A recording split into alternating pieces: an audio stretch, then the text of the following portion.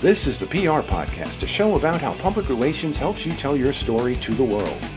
We talk with great PR practitioners who have the skills, creativity, and just plain savvy to get their clients noticed. Now here's your host, Jody Fisher.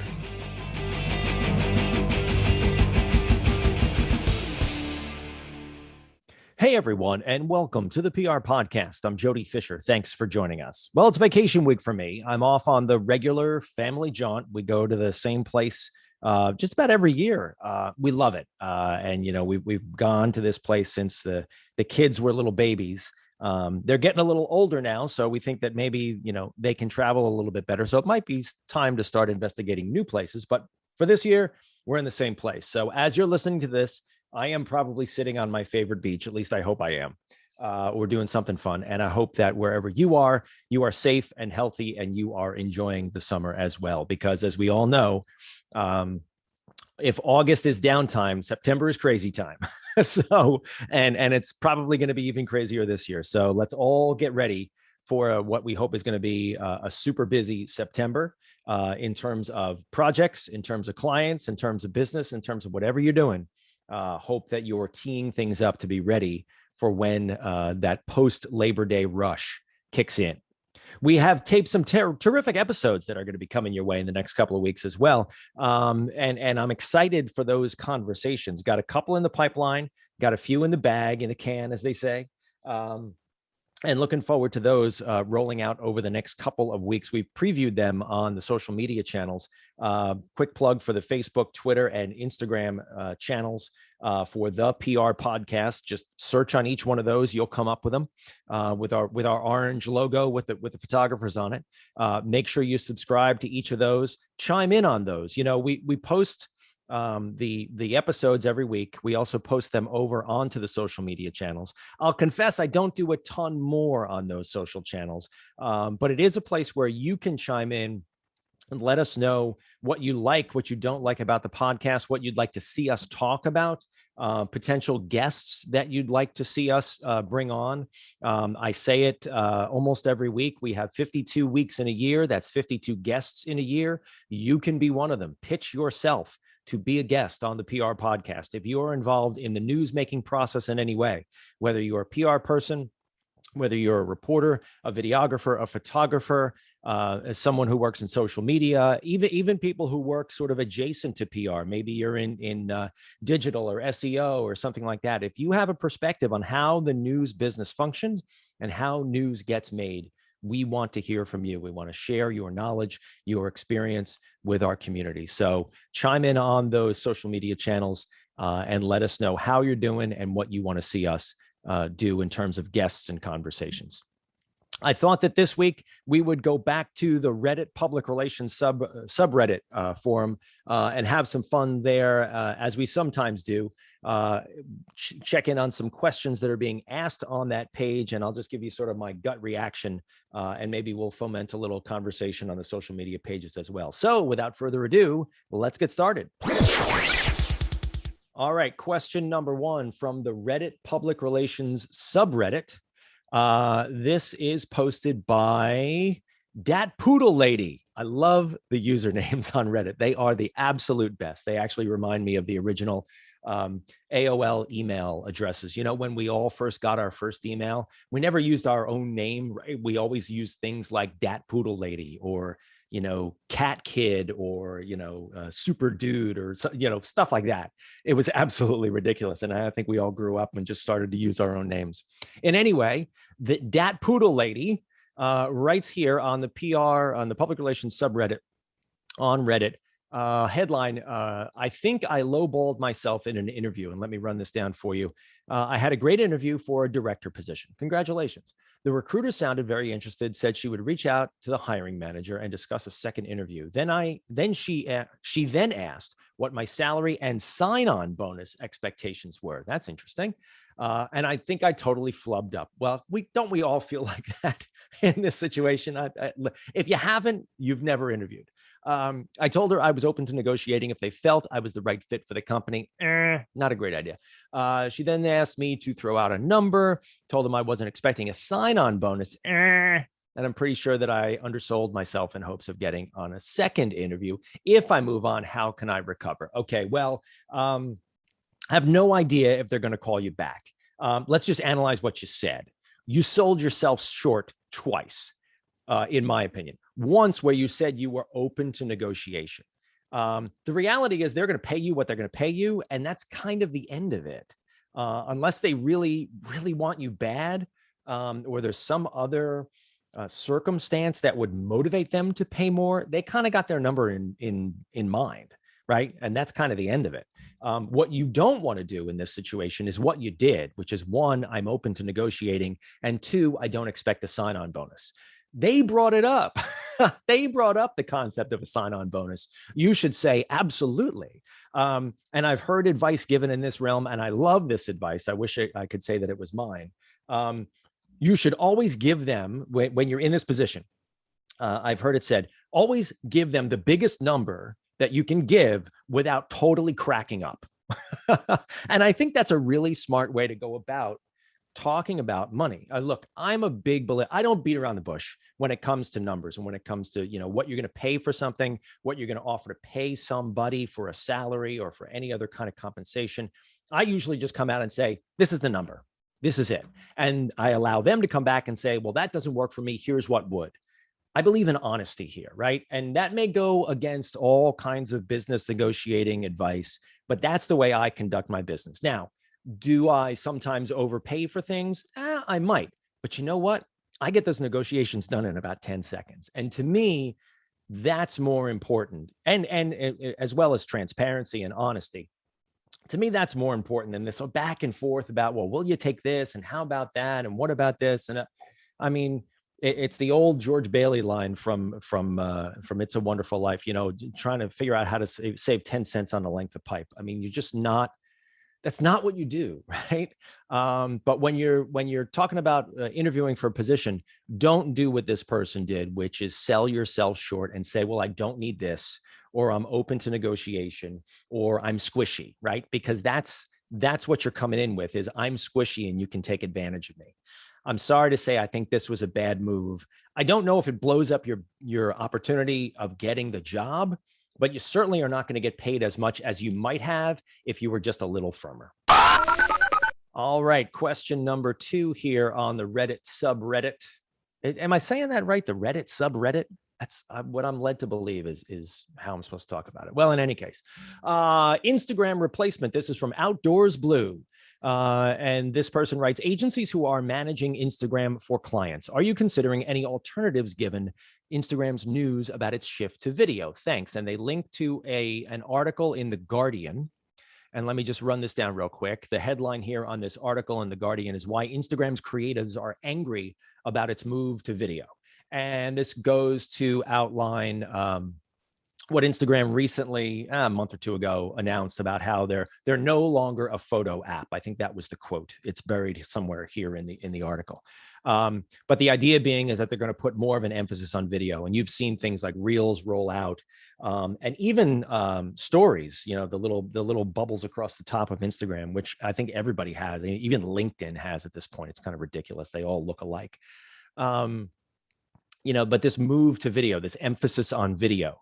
And as this article accurately writes, a lot of professional photographers who have built a following on Instagram are understandably very annoyed because, they typically don't do video. They do beautiful photography, whether that's landscapes or portraits or live action or, whatever they do. And they're pretty upset about it. Pulling back, I think, to, 30,000 feet, and addressing this question, agencies who are managing Instagram for clients, are you considering alternatives? Why would you consider an alternative? Instagram is where the eyeballs are, and you want to fish where the fish are. Now, if you're fisher on Instagram, that's where you got to be, and you got to adapt. If we are one thing alone as PR people, and we are many things, but if we're one thing, we are adaptable. That's what we get paid to do. We roll with the punches. We change strategies in order to maximize attention. We adjust to the market conditions and the industry conditions that are thrown at us. That's why we're here. And that's not unique. Every industry does that. But trying to, rail into the darkness against Instagram because now you're not doing this anymore and I don't like it and I'm going to move. Well, if you're a creator, you can have that opinion. If you're a PR person representing something, tough noogies, man. You gotta adapt. Could you find another platform that's just as effective for you? Perhaps, but you'd have to build a following all over again. And really, we're talking about eyeballs here. If you've put a lot of work into developing and curating your Instagram feed and your Instagram channel or whatever you want to call it, and you've got the eyeballs there, you've got to adapt. You got to stay there for those people. Now, if you want to let those people know, we're also going to be over here on this platform, and maybe over the course of time, migrate over to there to something that you think, services your client better. Have at it, man. But just, bailing on Instagram just because they don't work the way you like them working anymore. I don't think you have that luxury. And nor do I think that is a great idea. So I think you're just going to have to hang with it. All right. Question number 3 from the Reddit subreddit. It's just tripping me up every time, but whatever. Here, headline here. Client fired us when I did a better job than the other firm. This is posted by Puzzled Maybe. This is a little long, but let's read through it quickly. I've had a client for over a year and another firm started working with him a few months ago. These people are vultures. All right. And they've taken thousands of dollars out of my pocket. Well, I have a feeling I know where this is going. He divided up the places we were supposed to pitch. I guess you're talking about this other firm. They were told, oh no, he is the client. Okay. They were told not to pitch a certain news network that I get a lot of my TV hits from. They ignored that and pitched the network. On and on and on here. Objectively, I got him more interviews. I'm insulted and shocked. He fired us for monetary reasons, he says, while keeping them on board. On and on and on and on. Okay, you know what? This is business. This is competition. And maybe I'm leaving something out here because I'm breezing through this here real quick. But this is competition. This is business. This is how things work. It's my opinion that a client is allowed to hire you and fire you whenever they want, as long as they're honoring the terms of the contract that they signed with you. In other words, the period that they're working with you, or the monetary arrangements the money that they owe you. As long as they honor that, they're allowed to say goodbye any time that they want for any reason that they want, unless you've put that in the contract as well. The contracts that I write basically are very, I don't want to say open-ended, but they're normal, right? Yeah, you're allowed to fire us for any time you want, for any reason that you want. You got to give us, I think we have a 30 or a 60-day notice in there, whatever. But you also owe us everything that you owed us under the contract. I feel like that's pretty normal.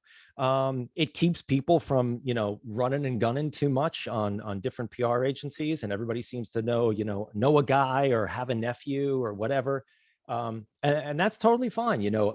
Clients need to hire the people that they feel they will work best with, who will give them the best results.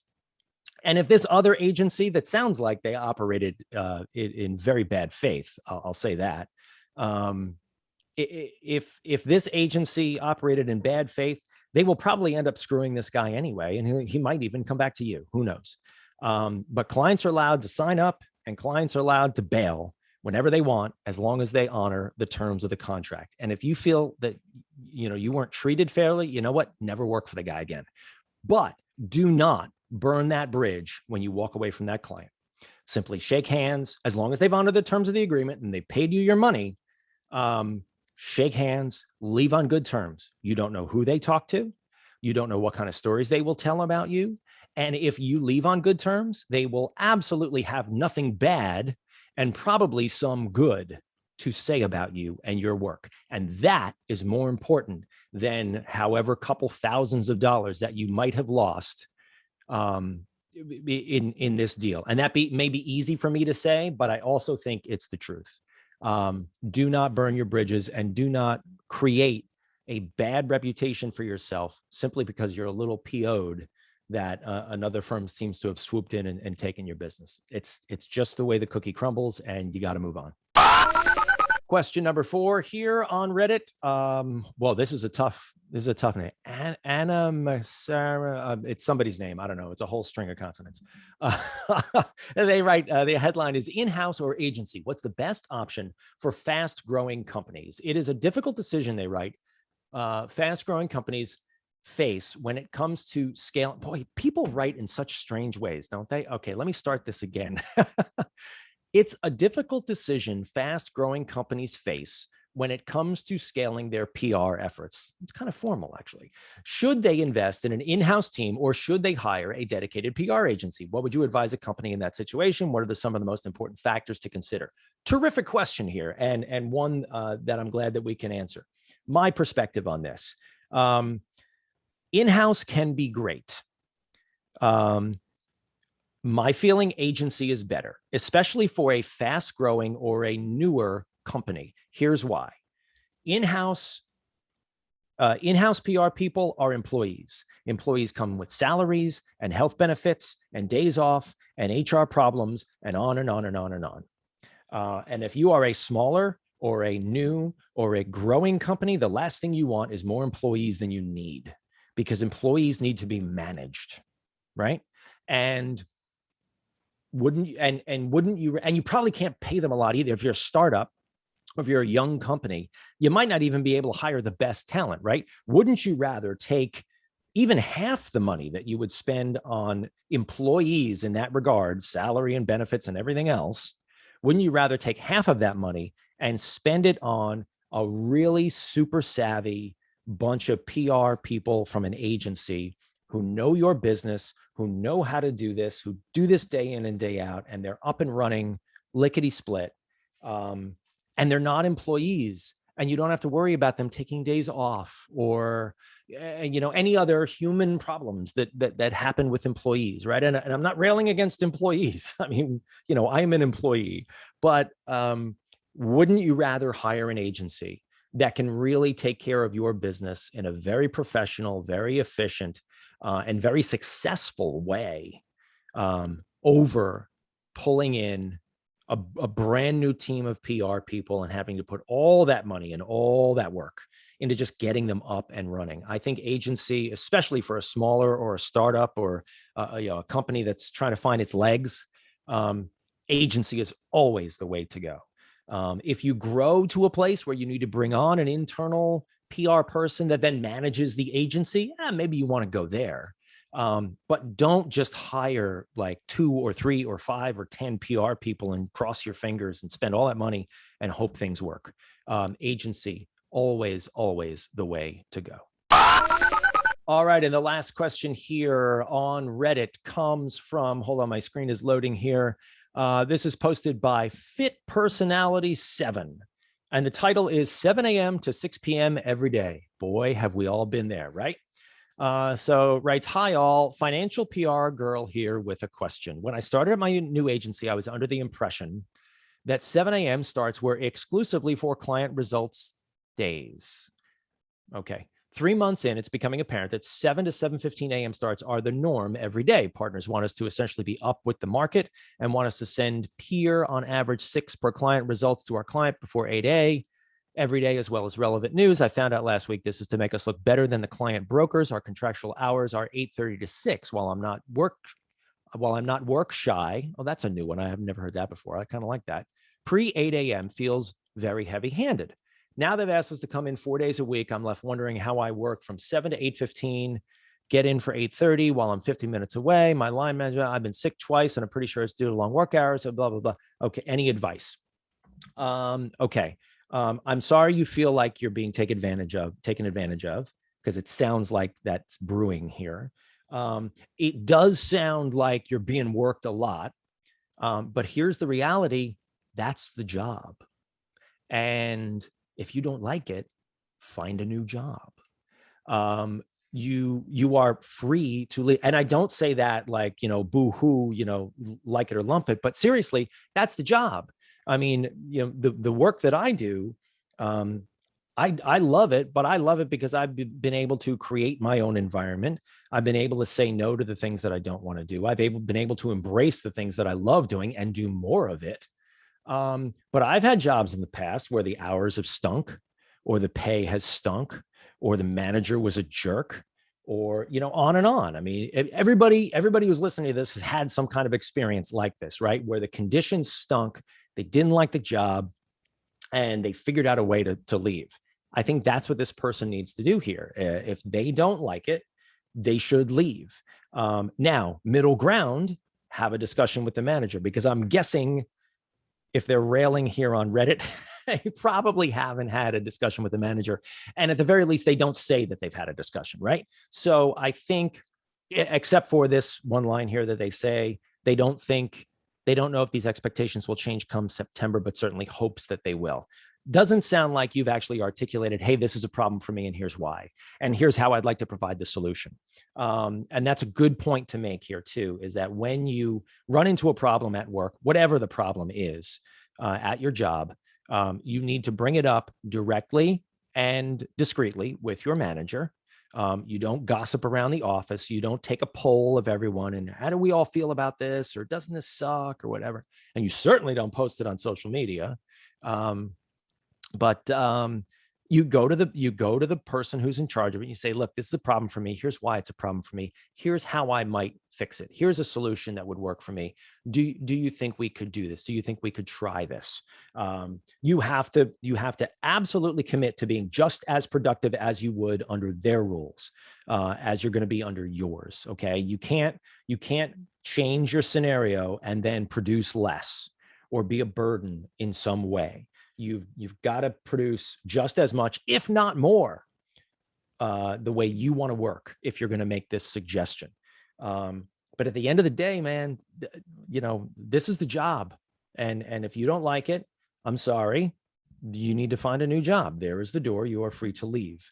They mentioned something in here about a contract. So I'm going to just put an asterisk next to that I might not know everything here.